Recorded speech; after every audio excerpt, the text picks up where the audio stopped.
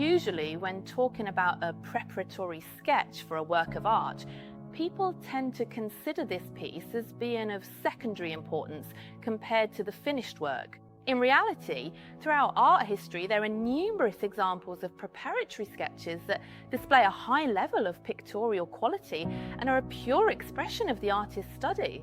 In fact, even more so than the finished work, they often reveal the artist's thought process, allowing us to glimpse certain details, changes of mind, and reconsiderations that the painter had during the creative process, whether for aesthetic or narrative reasons, which demonstrate the evolution of their art.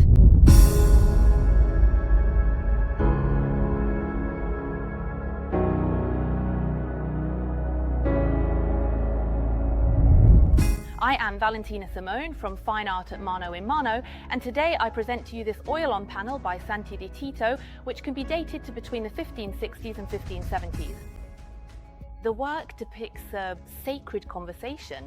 The central part of the scene is occupied by the Virgin with the child beneath a canopy, the drapes of which are held up by these angels, these putti, and completing the scene are a pair of angels and 4 figures of saints, identifiable as Saint Augustine, Saint Nicholas of Tolentino, while on the opposite side are Saint Monica and Saint Luke the Evangelist. As is very clear from the painting technique, this is a preparatory sketch. This can be seen from the way the material is handled. It is interesting to know how the artist has depicted the features of the faces with the tip of the brush in an almost meticulous manner, while in contrast he uses much quicker, less precise brush strokes when painting the garments. Very interesting is the way in which he paints the cape of the Holy Bishop, on which traces of the embroidery of the velvet it was made from can be seen. Other notable elements are the pentimenti, visible in the hands of the 2 saints in the foreground. And furthermore, although it is less noticeable, there is another pentimento visible in the eye of St. Nicholas of Tolentino, whose face was probably originally more bowed. In fact, originally, the Holy Bishop and Saint Monica had their hands slightly differently positioned, which were later altered for aesthetic reasons.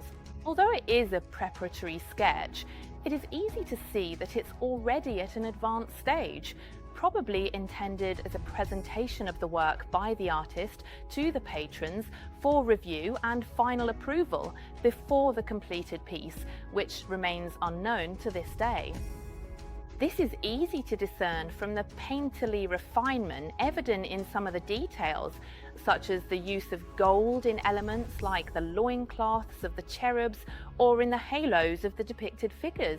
The compositional scheme follows that of the sacred conversations, so fashionable in early 16th century Florence, particularly in the style of the Madonna del Baldacchino. Just to mention one of the most famous examples, there is Raphael Sanzio's Madonna del Baldacchino, which is kept at the Palatine Gallery in the Pitti Palace in Florence. The attribution has been known for decades now. In fact, it is a work already recognized and studied by art critics. Presented at an exhibition in 1980 dedicated specifically to Medici commissions, Marco Coloretta, in fact, identifies the author of this work as Santi di Tito, a Tuscan artist who was active for a long time during the 16th century. The context for which the finished work was intended must certainly have been Augustinian in nature, as is easily understood from the presence of Augustinian saints, first and foremost Saint Augustine himself, but also Saint Nicholas of Tolentino and Saint Monica. The presence, on the other hand, of Saint Luke the Evangelist must presumably be linked to the name of the patron who commissioned the artist to create the work.